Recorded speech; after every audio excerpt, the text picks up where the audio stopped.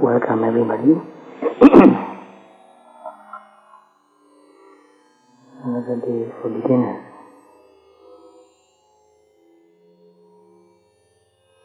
Whenever I talk, I think of giving a talk or any kind of instruction to beginners.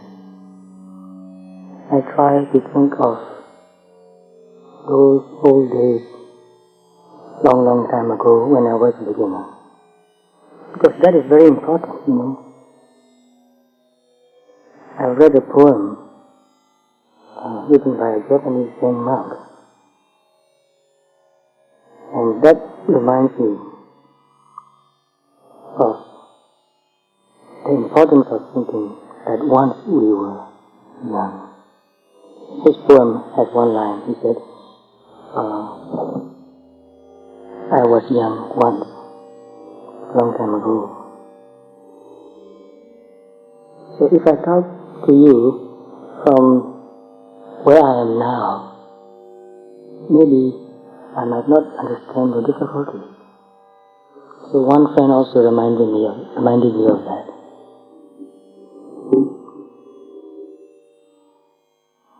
So a few days ago, I was thinking of those days when I was a beginner.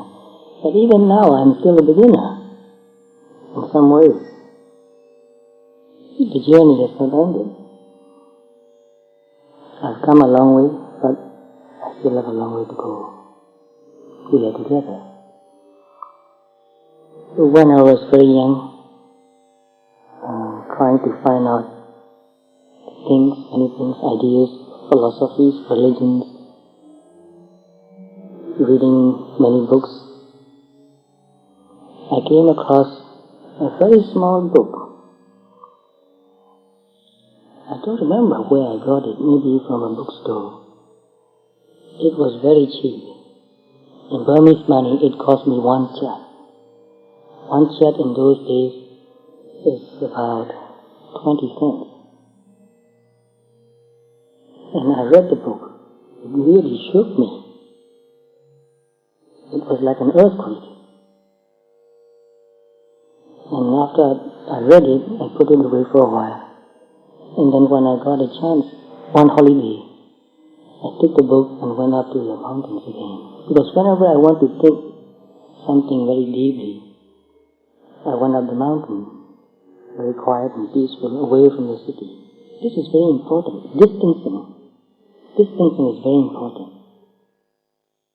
The surrounding affects your thinking very much. If you go away to a very quiet and peaceful place, especially where there are nothing man-made, nature, you think and feel very differently. So I went away to that place in the mountains, and then I read the book very slowly again. Very, very slowly, reading each word, each sentence. And that little book is a translation of a sutta in 2 languages, Burmese and in English also. So very interesting. So I read in Burmese and then I read in English again. Later, I found the Pali original text and read it again and again. And then later, I translated the sutra again. Because I found the first translation not very bad, but not really accurate. But I translated that sutra with 𝗦𝗵𝗿𝗲 in 1985. So not very long ago, 12 years ago. Because I like the sutra very, very much, and I still like the sutra. Now here is that translation of the sutra. So you might be wondering, what is that sutra? Why is he talking about this sutra without mentioning it? And I'm not going to mention the sutra. I will still keep you in suspense. Please will torture you. Oh, he's not going to tell us. We have to wait. Yes, we have to wait. And when I talk about this sutra with another friend who was also a free thinker, Tirthankara means he was not a member of any religious group. He was really freely investigating and finding out. So when I talked about this sutta with that friend, he said, I became a Buddhist and it cost me 20 cents. And he told me the same story, just what I did. He said, one day I was walking in Rangoon, and on the platform, on the sidewalk, there was a display of second-hand books, many old books. So he was trying to find something interesting to read, and he found this little book, and he bought it for 20 cents. I mean, in Burmese money, it's one chat only. And he said after he read that book, he became a Buddhist. So to become a Buddhist, you don't need any ceremony, no priest necessary to make you a Buddhist. If you like the teaching and if you practice it, that's enough. No ceremony. No authority can make you a Buddhist. You don't need that. So much freedom, you see. And what is that book about? Well, if you can give me enough time to talk about it, I really want to talk about this book. It's a very small sutta, actually. Only 4 pages. So whenever I come and sit here and talk, I have 2 difficulties. One is difficulty in speaking English language. Another difficulty is not enough time. So I have time, and I want to ask you, do you have time? Can you listen for 1.5 hours? Because it's your time, actually. I come here because of you. You come here to listen and to Dhamma talks about meditation and to meditate. So I'm willing to stay here as long as you need me. And if you allow me to talk for 1.5 hours, I want to talk about it in detail, because I might not get another chance to talk with you about this matter, which is so important and interesting for me. So please be patient, and if you have to go, that's okay. And this sutta in Pali is called 𝗟𝗶𝗸𝗲. It has 2 different names. Another name is Kalama Sutta, and I believe quite a few of you have read that sutta. Quite a few. But it's very important to read this sutta again and again and think very deeply and put this idea in different context and find out the deeper meaning and see how you relate to that. Actually, it is not enough just to read an idea or just to listen to an idea. It is very important to live it, to feel it, to live it. That is very important. If you live it, then it can affect your life and it can change your life. So, I would like to read through some of the important sentences and explain and discuss the meaning with you, because for a beginner, not only for a beginner, for anybody who is looking for truth, looking for the right path, need to know this. This is the guidance that the Buddha laid down for anybody. So, in the introduction part, as usual, Venerable Ananda was reporting, "Thus have I heard." So, Venerable Ananda heard about this sutta from the Buddha, because they made an agreement. So, Ananda asked for some kind of favor from the Buddha. He said, wherever you teach a sutra, you must tell about that sutta to me again. So Buddha agreed to that. So whenever Buddha talk about anything, anywhere, when he comes back and meet Venerable Ananda, he will report to the Ananda, "Ananda, I said this." They were brothers, very loving brothers, each other. Their relationship was very beautiful.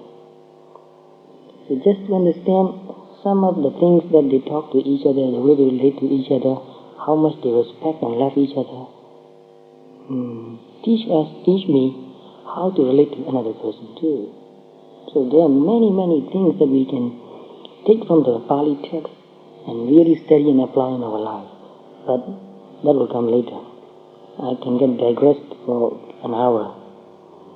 So in this sutta, at one time the Blessed One, while traveling in the Kosala country, Kosala was a region, like a state, a big country actually.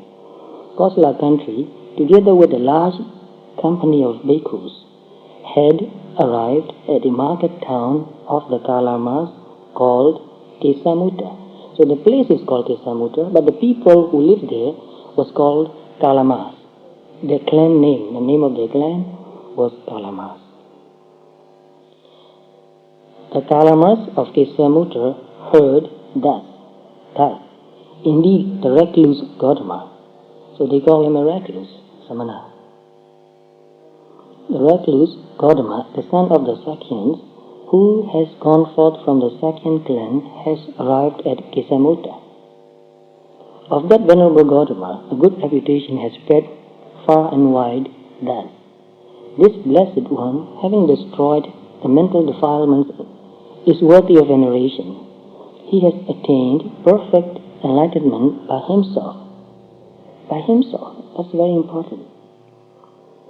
He is perfect in knowledge and the practice of morality.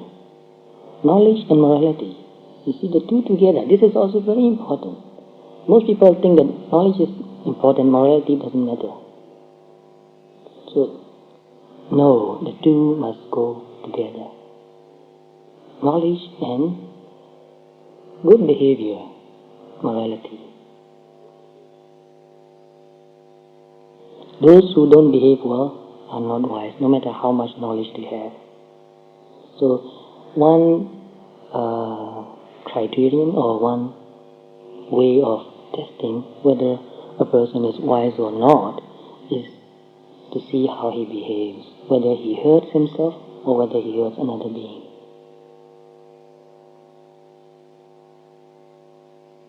He speaks only what is beneficial and true. Very important. You should not talk about everything you know. Useless.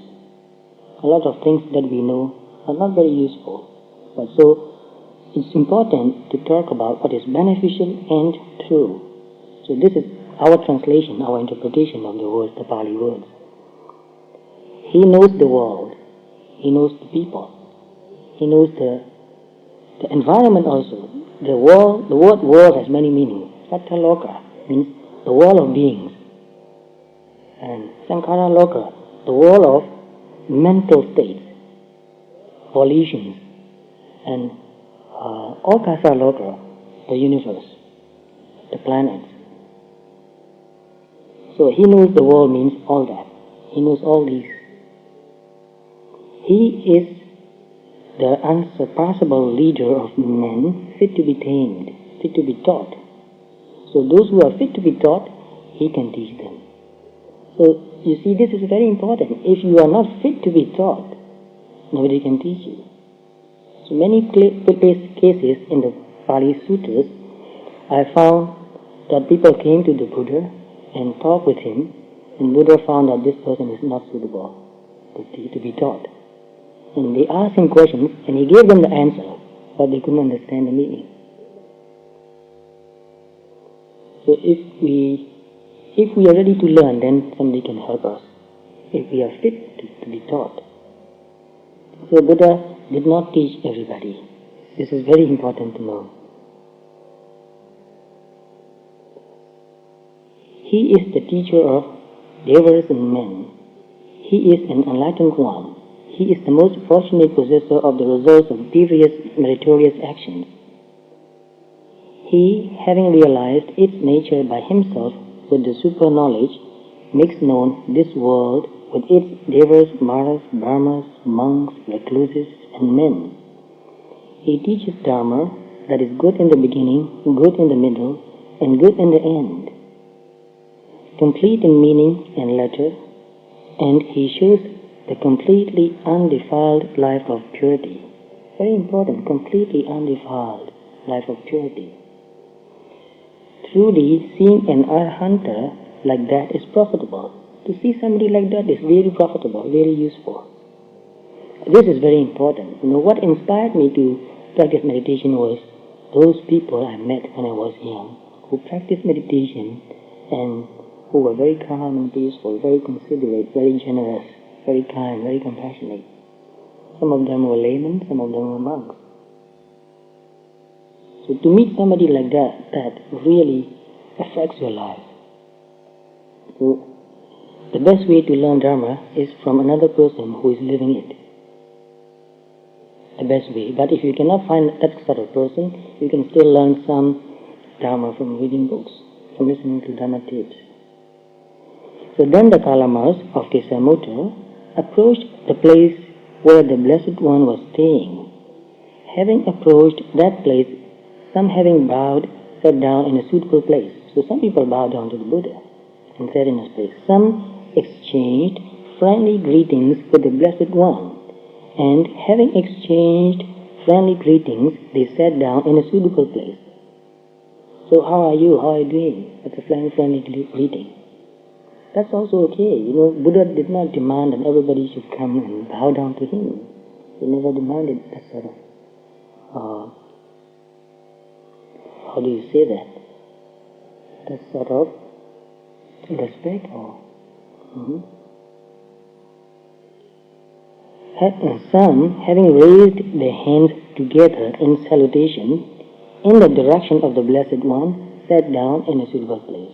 They did not bow down, but they just put their hands together. And that also is enough. So some people ask me, shall I bow down to you? Not necessary.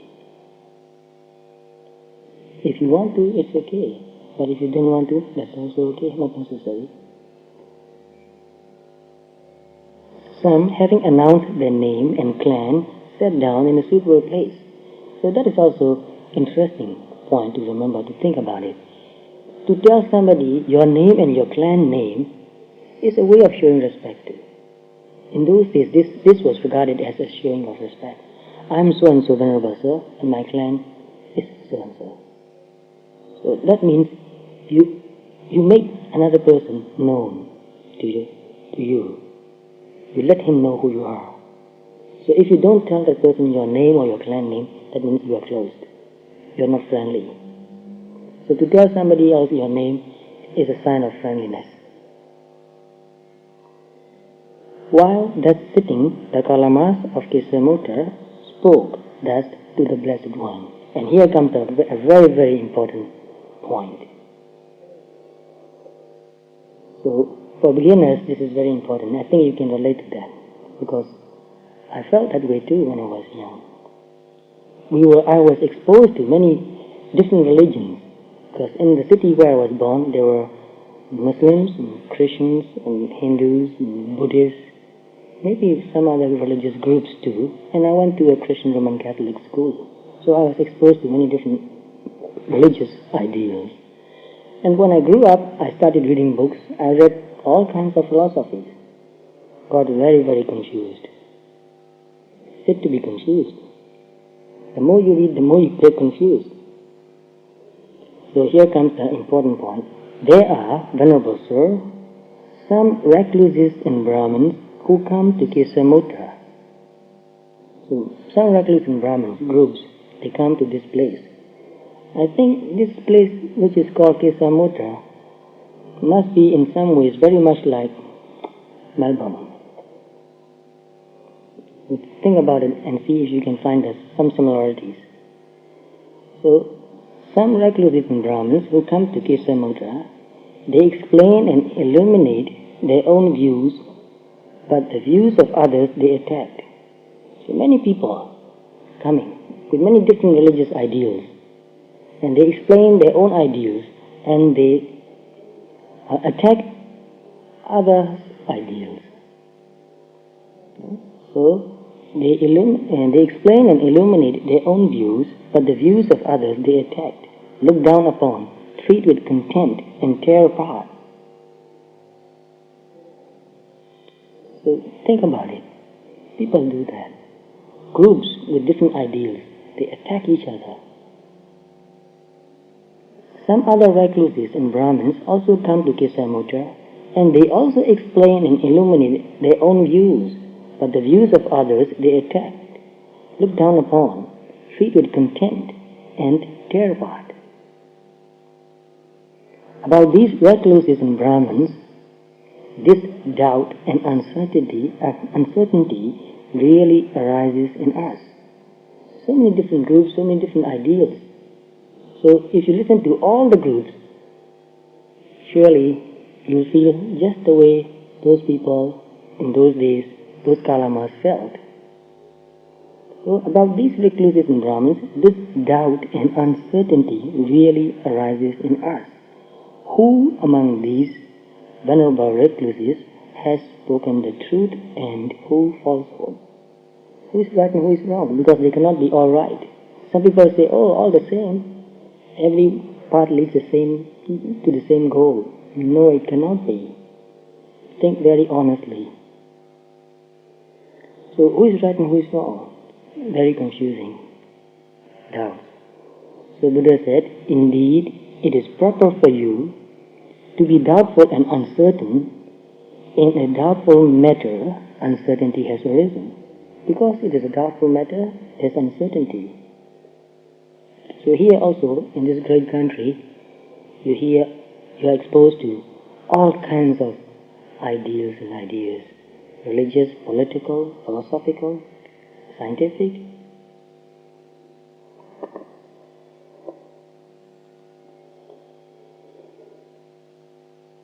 So the Buddha said, come you, Kalamas, not because of repeated hearing, not because of tradition, nor because of hearsay, nor because it agrees with the text, nor because it is logical, nor because of inference, nor because of careful consideration of reasons, nor because it conforms with your own view, nor because of thinking this person appears to be trustworthy, nor because of thinking this recluse is our teacher.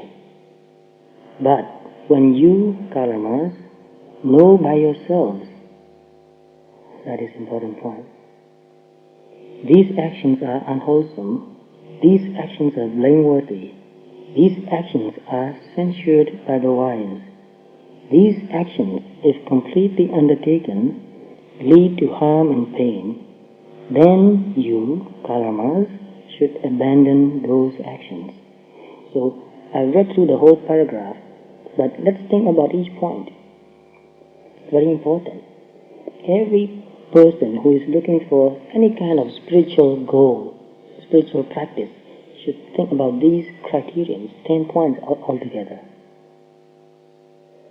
So, not because of repeated hearing. People believe a lot of things when they hear it again and again. So that's what the commercials are doing. If you are exposed to something again and again, unconsciously it gets into your mind. You believe it, you like it. Some advertisement, some commercial, they have big billboards on the side, both sides. You just drive past, you don't even really pay attention, but if you see it again and again for quite a few times, it gets into your mind. You watch television, whatever, not only religious ideas, any kind of idea can get into your mind and take hold of your mind, influence your behavior, influence your thinking, influence your likes and dislikes, influence your happiness and unhappiness also. Are we really free? How dangerous it is. We are exposed to so many things. Without knowing, these ideas get deep into our mind, and we believe that we like it. We believe that it is true. How do we know whether it is true or not? So repeated hearing. We believe something because we hear it again and again. Not because of tradition. This is also very important. When you observe people, even yourself, maybe people here are more free and open in this country. But mostly, anywhere in the world, People believe something because it's a tradition. Tradition means your parents believe that, your grandparents believe that, your great-grandparents believe that, or your teacher believes that, your teachers' teachers believe that. So you think, oh, it must be true. They believe that. Even those old people who are so respectable, because they believe it, so it must be true. Then I believe it. So, not because of tradition, not because of hearsay. Hearsay means somebody saying, somebody reporting, I have heard somebody said that. And he said that he really knows, but I heard from him. So second-hand knowledge, it means second-hand knowledge. A lot of what we believe is second-hand knowledge.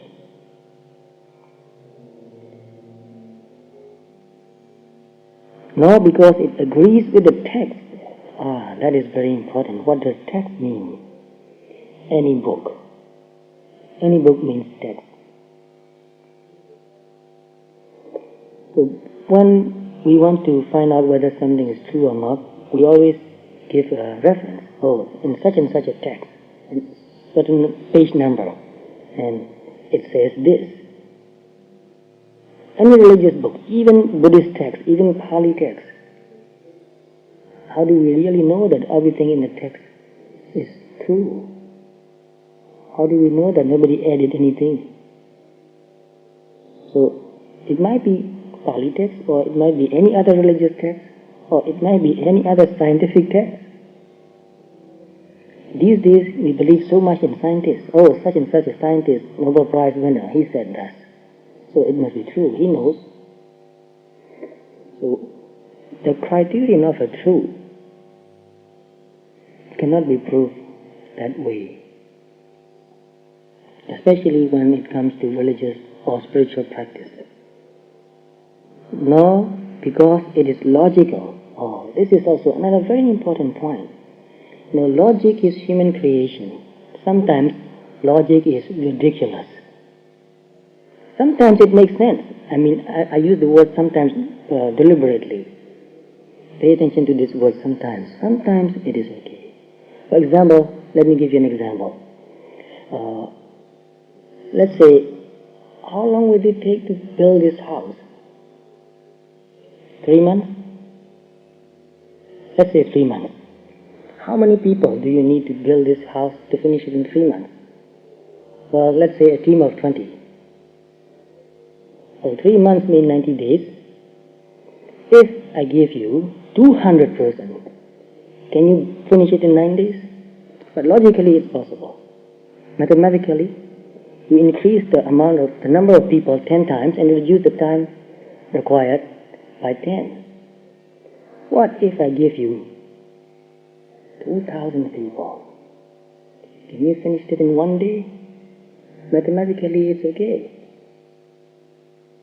It becomes ridiculous then. It's logical, but not realistic. So another thing, logically impossible, but actually possible, is something from the science that I want to give you the example. Maybe some of you have heard about polarized plastics. You know what polarized means? It lets the light rays go through in a certain plane, in one plane only. For example, if the polarized plastic is like this, it will allow light rays coming through like this, but not coming through like this. If this polarized plastic is like this, it's like a slit like that. You put it on the window. So when you hold it like this, any light rays coming vertical cannot come through. But any light rays coming horizontally, it will come through. So what happens when you put one polarized plastic like this and another polarized plastic like this? What will happen? No light can come through, right? Logically perfect, but, and this is a very important but, if you put another polarized, the third one, just like this, light rays can come through. Why? It was already closed, opaque. No matter how many layers you put again, it has to be opaque still, but no.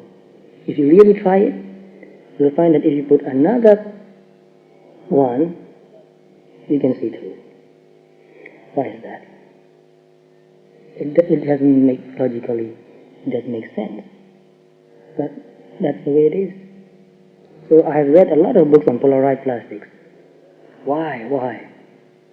I want to know. And they explain that in mathematically many ways. But I cannot explain that now. But it doesn't make logical sense. So these days we are trained to think logically. So whenever something does not fit into our way of thinking, we think that no, this is not possible. So there are a lot of things in meditation practice which doesn't make logical sense. So when we meditate, we don't try to think logically, we just experience it. So when you come to meditation, you let go of logic. There are a lot of things in the nature, in the universe, which you cannot explain logically. And nor because of inference. Inference means philosophical method, like say Descartes' method, systematic doubt. And he was very doubtful person. Systematically, he thought through and proved something which is ridiculous. So if you read any philosophy, you'll find that the philosopher is trying to prove that his reasoning is really tight. And I read about many philosophers. For example, one was Bertrand Russell. I respect him very much. I read a lot of his books. Another one was his student who replaced him, Wittgenstein.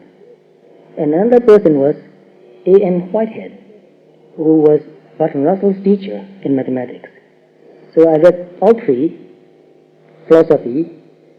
Three of them have three different conclusions, and all three of them claim that their thinking is really logical and tight. Why three different conclusions? If they can really think logically, they begin from one point and they have to end in the same point. Why three different points? Why three different conclusions? Very interesting. So, this is what it means. Nor because of inference, which means nor because of philosophical method. So, nor because of careful consideration of reasons. Nor because of inference means you infer from something. Nor because of careful consideration of reasons. Nor because it conforms with your own view. So sometimes we have our own view. So when we meet another person expresses something which is the same. So we feel, oh yeah, you are right, I'm also right. We agree. When you find another person with whom you can agree, you feel that you are right and he is also right. But this is not the criterion for truth. Nor because of thinking this person appears to be trustworthy. This is another very important point. We go and listen to big talkers who give Dhamma talks or any kind of talks. We go and listen. We look up to them. Oh, this person has a lot of degrees. He is very learned. He has a lot of titles. So not because of thinking this person appears to be trustworthy. Only appears to be trustworthy, you don't really know. Sometimes we think that, oh, this person has a lot of followings. He has a lot of students, followers. He is the leader of a very big group. He's got many other groups in all over the world. He's a great teacher. And many of the leaders of the countries are his students. They follow him. They listen to him. They agree with him. So that way we think that this person must be true. What he is saying must be true. So many younger people think that way. When they have a lot of admiration for a person, they don't think anymore. They just believe everything. Not because of thinking this recluse is our teacher. And here, the word recluse, you remember, it comes in the very beginning of the sutta. Indeed, the recluse Gautama. Buddha was also considered as recluse. So here this word is the same word coming again. No, because of thinking this recluse is our teacher. So that means just because somebody is our teacher, we shouldn't believe him totally. That is not the criterion for the truth. Even Buddha. Think about it. But when you Kalamas know by yourselves, so let's wait for a while and think about it again. Think about the Buddha's mind when he was talking about these things. Not to believe. So when I was young, a lot of people demanded me to believe them, but I refused. So I got in a very big conflict with a lot of people, a lot of my parents and relatives and teachers. So I was in a very difficult situation. When I read this, it made me feel very much better. And when I think about the Buddha, I went into the mountains and sat and read this book and slowly think about the Buddha. I didn't really know who the Buddha was. I was very young and only a beginner reading something. So I thought, this person, whoever this person who is called a Buddha, must be a very strong-minded person. He is not a weakling. He has a lot of inner power, a lot of inner strength, a lot of inner freedom. He is free to let another person investigate freely. Only a person who is free can allow another person to find out freely. If we feel weak inside, if we feel powerless, if we don't have inner strength, then we demand another person, you must believe me, otherwise. So, if anybody demands another person to believe him totally, that shows that that person is weak. That shows that that person is not free. He has no freedom. That shows that that person is dependent on somebody who believes in him. He wants somebody to believe in him because he doesn't believe in himself. So if you really know the truth, and if you are really strong, if you are really independent, you don't demand anybody to believe you. You let that person to find out. So think of this Buddha's personality. A lot of time, even now, sometimes I read Dhamma and meditate, sometimes I think of the Buddha, the mind of the Buddha, the freedom of the Buddha. So when I read these things, I thought, this is the person I can respect. Now I found a person I can respect. Although he has passed away a long time ago, mentally I can relate to him. I can respect him because everybody around me is forcing me to believe. It's not giving me enough freedom to find out. They always tell me, how much do you know? You said you want to find out, how much do you know? Look, other person, they believe. So it's better for you to believe. That's the way they think. That's their logic. So it is really tremendous. Think about yourself. Can you allow somebody, maybe your family members, your sons or your daughters or your spouse or your brothers or your colleague in your work, can you allow another person this kind of freedom? Maybe you know what is true and that another person doesn't know what is true, but can you allow that person freedom to find out? Do you want to force your truth on another person? Can you respect another person's freedom? That is also another thing important. When I read this sutta, I thought, this Buddha, he has respect for people. He respects humanity. That is why I respect him. Anybody who has no respect for me as a human being, no, I cannot respect that person. I refuse. I might be a very naive, ignorant person, but I need that respect to find out. Without that kind of respect, how can I find out? But even though nobody gives me any freedom, still it's my freedom. It's up to me whether I believe it or not. So, if you really want to find out the truth, you need that sort of courage. I might make mistakes, but it is my freedom, and it is my responsibility to find out for myself. I cannot follow any leader blindly, because I hear again and again many groups, so-called spiritual or religious groups, demanding their followers to do terrible things, and those followers did those terrible things again and again. Every year, almost every year, I hear news like that.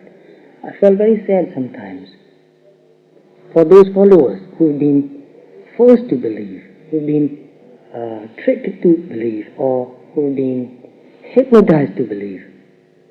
So you see, really, leaders can hypnotize you to believe in something very dangerous. You lose your freedom. In the name of spiritual practice, you do something very unwholesome, very painful, very disgraceful, very degrading. So maybe you have heard about some bad news last week. So you can guess that I'm still thinking about that. So these are very important things. So you are here to find out the truth. But what is truth? You are here to find the right way of practicing. But what is the right way? How do you know? Who is going to tell you? Not me. If you believe me, then you are not following this instruction of the Buddha. So think of the freedom and strength and power of the Buddha. If you are really powerful, you don't demand another person to submit to you. Total submission, Buddha never demanded that. So that is the criterion, I don't know another word for it, to test and see whether a person is powerful or not. Buddha was not dependent on his followers. He was not dependent on his disciples. He was not dependent on anybody. He was totally free. That's why he can allow everybody free. Find out for yourself. I'm not here to save you. You can save yourself. So, can you see the freedom here? How tremendous the freedom is. And can you bear that freedom? Because I've heard, actually I have that book, I haven't read it, Fear of Freedom.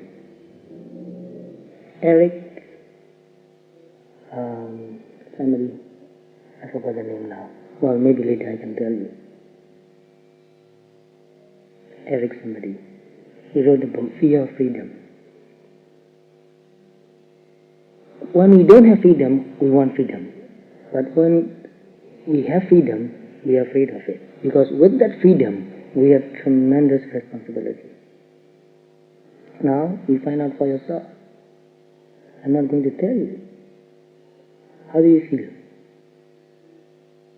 So we expect somebody to tell us what is truth, what to do. And also, we resist that. So we are doing two things at the same time. We want somebody to tell us the truth, to tell us what to do, and at the same time, we are resisting that. We are rebelling that. And we like that, to rebel. If you have nothing to rebel, what are you going to do? So tremendous freedom and tremendous responsibility. Not easy thing to do. So this religious practice or this spiritual practice is great responsibility. You are responsible to find out the truth. So what do you think, Kalama? Think of it again. What do you think, Kalama? So Buddha said, these actions, when you Kalamas know by yourselves, these actions are unwholesome. These actions are blameworthy. These actions are censured by the wise. These actions, if completely undertaken, lead to harm and pain. Then you Kalamas should abandon those actions. So Buddha was talking about actions. Pay attention to this word, action. He was not just talking about ideas. So actions are more important. What do you think? So this question is also very interesting. Buddha was asking, what do you think? So what does that mean? What does that question mean? That question means that you are free to think. You are free to answer your own question, this question. you are free to find out. Which also means that I respect your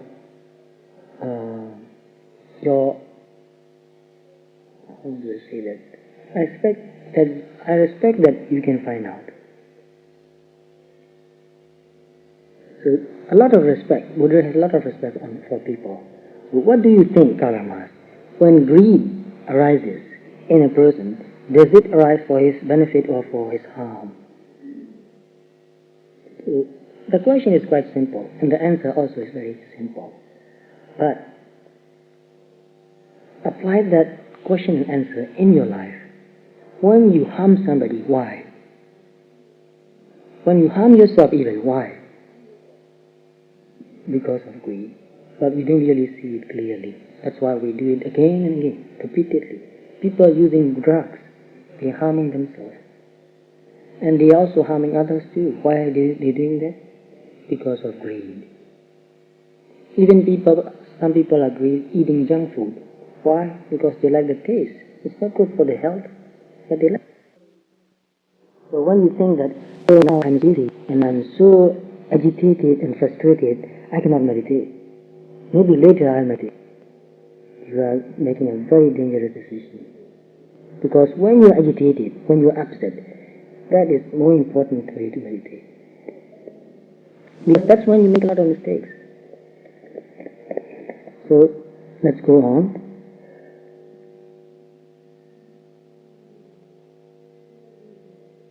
What do you think, Kalamas? Are these actions wholesome or unwholesome? Beneficial or not beneficial? Beautiful or ugly? Useful or not useful? Unwholesome, Venerable Sir. Very easy to answer actually. But look very deeply. Feel it when we are angry and when we do something that hurts ourselves or another. Look very deeply.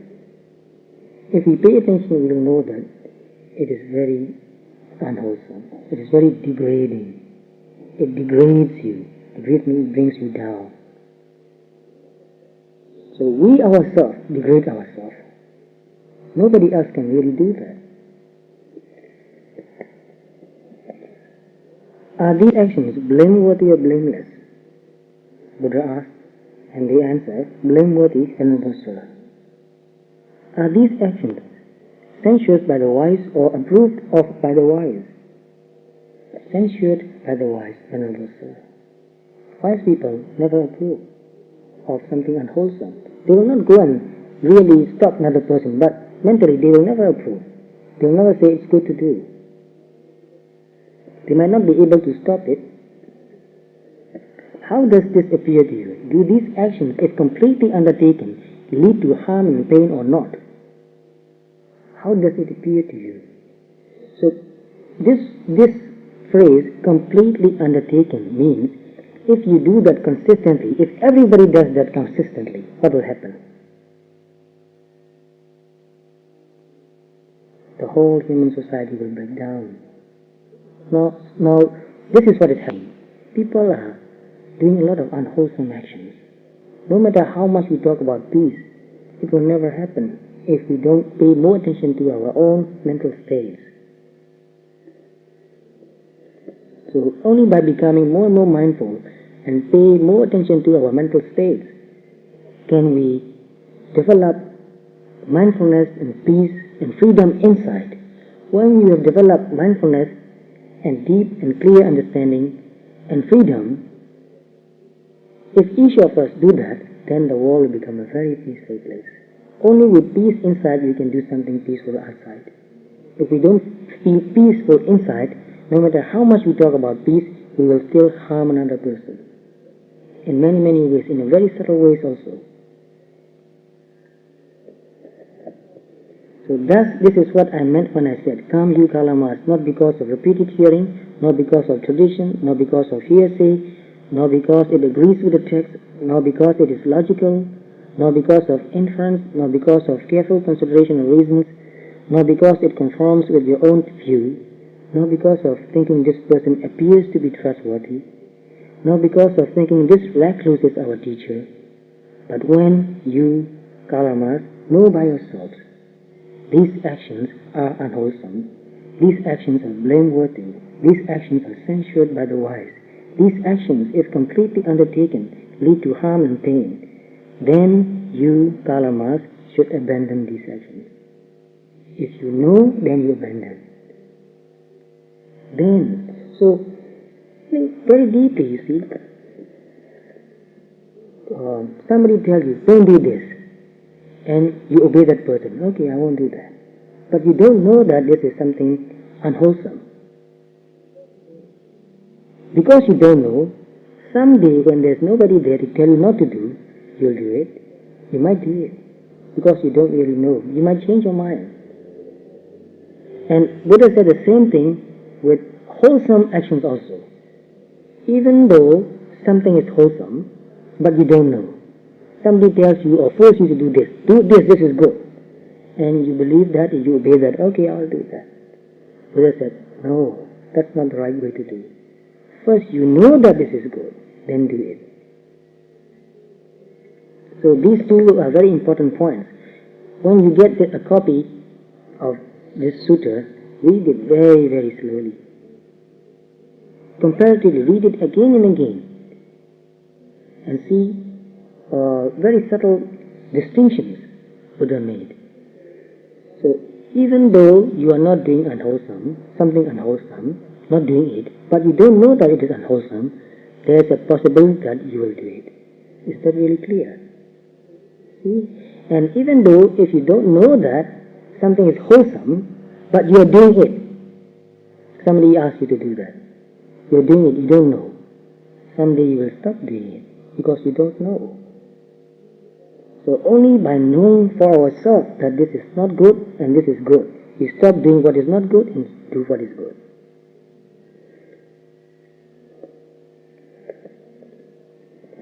What do you think, Kalamas, when non-greed? So non-greed means generosity. Non-anger means loving kindness, compassion. And non-delusion means paying attention, mindfulness, wisdom. So understand these things in this way.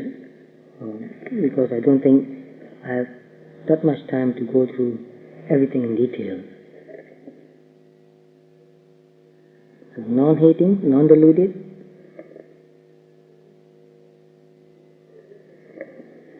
So here comes another important thing. We do that here regularly, almost every day, but we have to think about this again. This disciple of the Noble Ones, anybody who appreciate, understand, and practice the Dhamma, being thus free from covetousness, free from ill will, free from delusion, with clear understanding and mindfulness. See, clear understanding and mindfulness. This is an important point. Only when we are mindful and clear, then we can see these things, understand these things. So with clear understanding and mindfulness, lives having pervaded 1/4 with a mind possessed of loving kindness, and in the same way a second, a third, and a fourth. So it goes on and on like that. But the important point is, pervades 1/4 with a mind possessed of loving kindness, which means this person is developing loving kindness or compassion. So the basic teaching of the Buddha is the key 5 precepts to understand greed, hatred, and delusion when it is happening to you, in you. And by understanding that, slowly and slowly you overcome that. And also loving kindness. Not hypothetical ideals. This is something we can do if we are willing to do. And we should do if we are really serious about spiritual practice, if we really respect ourselves, which is very important. If we really respect ourselves, this is what we should do. We are upgrading ourselves. We are developing our spiritual qualities. We are trying to do the best that we can, try to become the best that we can. We are trying to develop our best potentials. We are trying to realize our best potentials. This is what we are doing for ourselves. You are not practicing Dhamma for anybody else. Not to please your teacher, not to please anybody. You are doing this for yourself. So, by doing this, you respect yourself also. By not doing it, you cannot respect yourself. So, Buddha talk about metta here. which is very important to practice. So, can anybody deny that practicing metta is not beneficial? Nobody can deny that. But very deeply, look very deeply. Is there anybody you love unconditionally, even yourself? Easy to talk about, very difficult to practice. Is there anybody you can totally forgive? Completely, totally forgive. And accept that person just the way he or she is now. Is there anybody like that? We always have conditions. If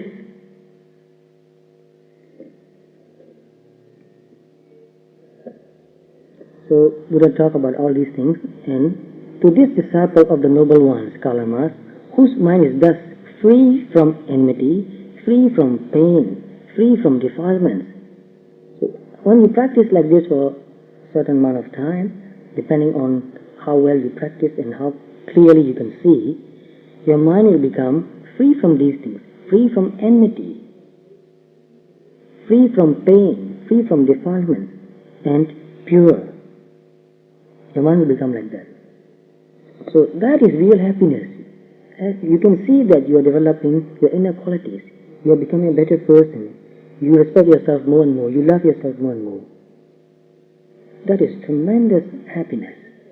No other happiness, no other thing can make you so happy. So for this person, 4 consolations are obtained in this very life. 4 consolations. What are these 4? And these 4 points are also very, very interesting. So I'll read and explain briefly. If there is a future life, pay attention to the word if.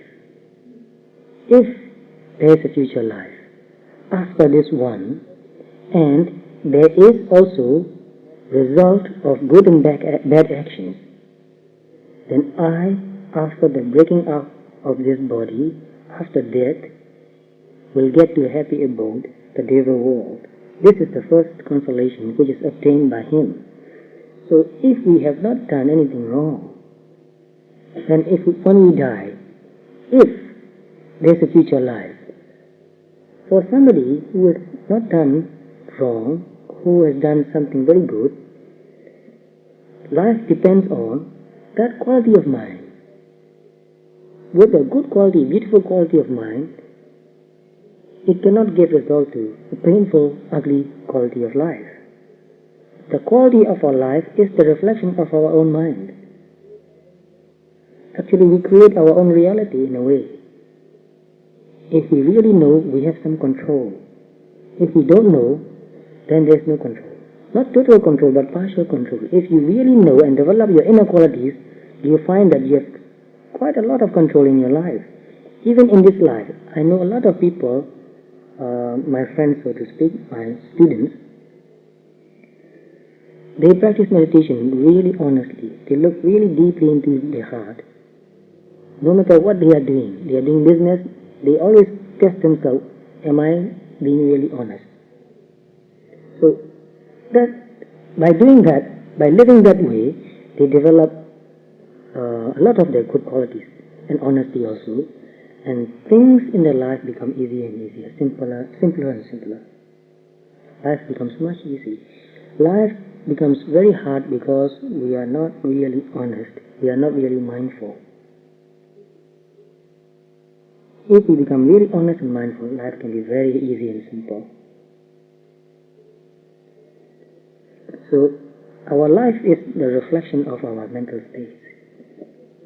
So another point, if there is no future life after this one, and there is also no result of good or bad actions, we are doing some good actions, so let's say, but if there is no future life, and thus, therefore, we will not get any bad result or good result later,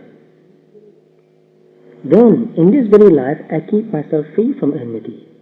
By doing good, even in this life, we are free from enmity, because by harming another person, we create enmity.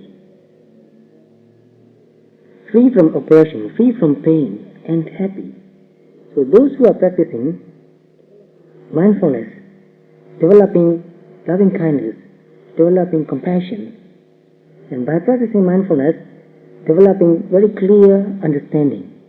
They are happy here and now. They are benefiting from their own practice. They don't have to wait until the future life. If there is a future life or not, doesn't matter anymore. Because if there is a future life, because you are doing something very beneficial, and if this practice will benefit you in your future life, very good. No problem, you don't need to worry about that. If there is no future life, never mind, you are benefiting here and now. So, when you think about these two paragraphs, some people think that if there were no future life, then I can do anything. Because when I die, it's over. Everything is over. But look at those people. Are they really happy now? Can they really respect themselves? Do they get respect from other people? Respect, I mean, not doing like this, not bowing down. Really treating another person as a human being respectfully. So, whoever is doing unwholesome actions do not have any self-respect. They cannot respect themselves. And others who know what they are doing will not respect them. Even people who do not believe in goodness, deeply they respect those who are doing good. You try to find out people, the way people behave, you'll know that. If there is no evil done, when evil is done, then I behold myself truly pure in both cases. Some people say that even though if you do something good, it is not good at all. It doesn't mean anything. Even though if you do something bad, it doesn't mean anything. There is no such thing as good or bad. I hear ideas like that even today. People say that, oh, that's just the way you look at it. Nothing is really good or bad. Which is very foolish, actually. But even if somebody say like that, and you do what is beneficial, useful, and you avoid doing what is harmful, you don't have to worry about anything.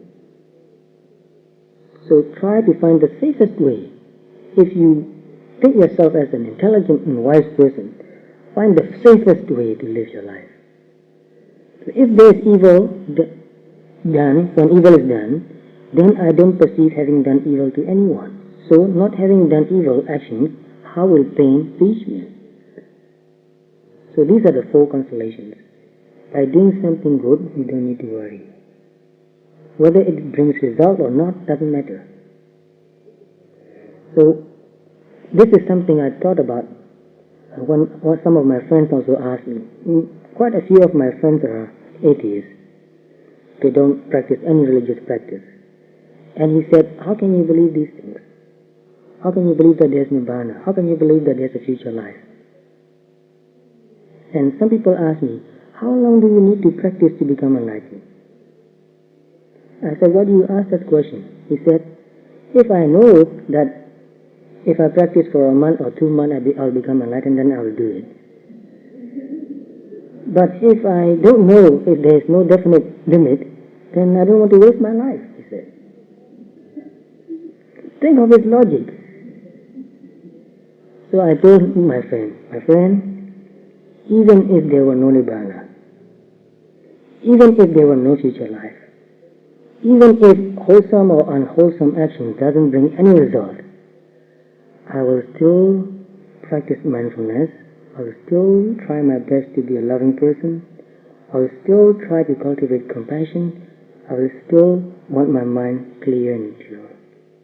Now, doesn't matter whether those things exist or not, because I find that when I'm mindful and clear, I'm very peaceful, I'm very happy. To be unmindful, to be agitated is so painful. And to be unloving, unkind is also very painful. But please understand me, I make mistakes, even now. Sometimes, in some situations, although I can be more loving and compassionate, I refuse to do that. And many times I regret that also. Oh, I can spend 5 or 10 minutes with this person, and give him what he really needed. He wanted my attention. But I was too tired and I didn't want to pay attention to him anymore. I just avoid him. And I felt very unkind and also pain also. 5 or 10 minutes wouldn't really hurt me much. How come I couldn't give him that time and attention? So I want you to know that I'm not always kind. I'm not always loving. Many times I'm very cold. But anyway, when I'm kind and loving and compassionate, I feel very happy, very happy. It makes me really happy. I really love it. So as a human being, we cannot be perfect. But although we cannot be perfect, at least we can be honest. By honest, I mean when you are not kind, it hurts you. It's very painful. When you are kind, it makes you very happy. It makes you a better person. You feel happy about it. Even though sometimes you get tired, later you feel happy about it. So all of us, try our best. Try to be more mindful, more sensitive, more clear. That will make us less egoistic, more compassionate. Then we can give more. So I'll leave some of the parts and go to the conclusion. It is wonderful, Venerable Sir. It is indeed wonderful. So you see, Buddha was very practical. He was not talking about this wall or that wall and demanding you to believe it. He was talking about something very practical. Keep the 5 precepts. Develop mindfulness. Develop loving kindness. Develop compassion. Understand greed, hatred, and delusion very deeply. By understanding, you will overcome. There's no other way to overcome greed, hatred, and delusion, or pride, envy, jealousy. So that's what we do here. We try to be mindful, to pay attention. So it is wonderful, Venerable Sir. It is indeed wonderful, Venerable Sir. Just as, Venerable Sir, one should turn up that which is upside down, or lay bare that which is concealed, or tell the way to one who has lost his way, or hold a lamp in the dark, so that those who have eyes might see things. Even so, the Dhamma has been revealed to us in many ways by you, Venerable Sir. So we, Venerable Sir, go for refuge to the Blessed One, to the Dhamma, and to the Sangha. May the Blessed One regard us as lay disciples who have gone for refuge from today onwards as long as our life lasts. So that's the conclusion. So I want to add a few points also. Last week I gave a very brief explanation about the 𝗪𝗂𝗶𝗸𝗲 Sutta. So if you read 𝗪𝗂𝗶𝗸𝗲 Sutta, in every paragraph you will find one word coming repeatedly again and again. That word in Pali is pajanati, which means you know. So gicchantō-meti pajanati. While walking, you know that you are walking. Which means you pay attention to your whole body and mind while you are walking. Briefly speaking. So while you are eating also, you pay attention to your body and mind. How are you eating this food? Just for the taste? With greed? Or with anger? Or with delusion? And feelings and sensations also. Pleasant feelings, unpleasant feelings. Pay attention. Buddha said, you know. All you need to do is to pay attention to whatever is happening now and know it as it is. You don't have to believe anything. Know things as they are. This is pleasant feeling. This is pleasant sensation. This is unpleasant feeling. This is unpleasant sensation. This is emotion. This is loving emotion. This is compassion. Whatever happens, look at it and see what it is. No belief actually. Very practical, very simple. So the whole sutra uses this word. When greedy thoughts come, 𝗟𝗶𝗸𝗲 chittam, 𝗟𝗶𝗸𝗲 chittanti prajanati. Again, when greedy thoughts come, you know that this is a greedy thought. You know that. You don't control it. You don't accuse yourself. You don't feel unhappy even about it. Because if you feel unhappy about it, then you're upset. Being upset means anger, in a way. So even when that happens, you pay attention again. This is being upset. Being upset about being greedy. And being upset about being upset again. It can go on and on. So we are always reacting. But if you keep doing it, someday you might be able to wash it without reacting in any way. Then you can be very free to wash it. So freedom to learn is very important. You become free to watch. You don't get involved, you don't react anymore. So that is that kind of freedom, very important. So thank you for listening for so long, so attentively. I enjoyed that also very much in my own way. And there's another thing I want to talk about. There are some things in life you won't understand without experiencing them, and which do not come without effort. What could that be? It's meditation experience. Nobody can teach you. You have to practice it again and again, become more and more mindful, and then you will experience it. What it means to be mindful, what it means to be free, what it means to be very clear, what it means to see things very clearly. So, there are some things in life you won't understand without experiencing them, and which do not come without effort. That's why Buddha said, be diligent. So the whole day, from the time you wake up in the morning until you fall asleep, it's time to meditate. So try your best. First we learn to meditate in a certain place like this, in a special place, in a special posture. You sit very relaxed. You can put your hand any way you like. Keep your back straight but not really uptight. Straight and relaxed also. Try your best to sit straight and to feel relaxed as much as possible. And keep your head also not like this or not bending backward too much. Just straight and relaxed. And very important to keep your hands very relaxed too. Some people, they press it, or sometimes they hold hands together very tightly. So don't make any part of your body unnecessarily tense. So if you want to put your hands in your lap like this, just put it down, very soft, very light, no pressure, no stress. And keep your shoulders very relaxed, because mostly we are very tight. We are holding up our shoulder. Some people have one shoulder up, another shoulder up, some both. And one person said, my shoulders are near my ears. So uptight, can't let down, let go. So just let go and relax the whole face. It's very important to relax when you meditate. It's a relaxed effort. Keep your body relaxed, but keep your mind alert and on the object of your meditation as much as possible.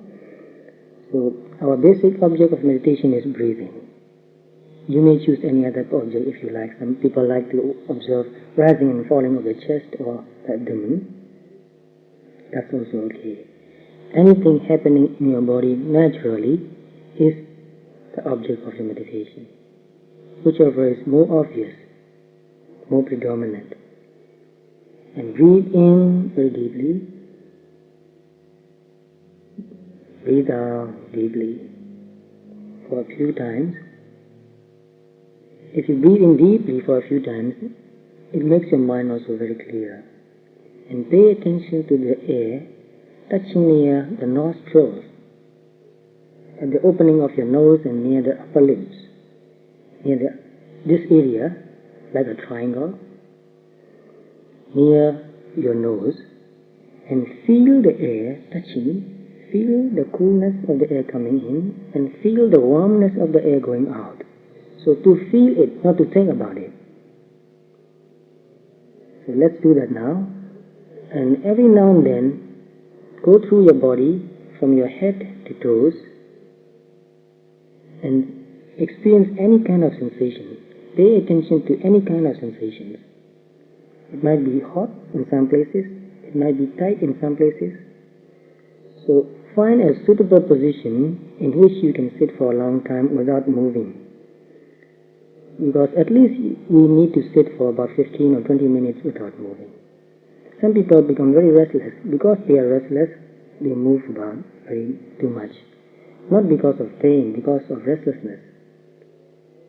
So when you have found a suitable posture, breathe in deeply, breathe out deeply, pay attention.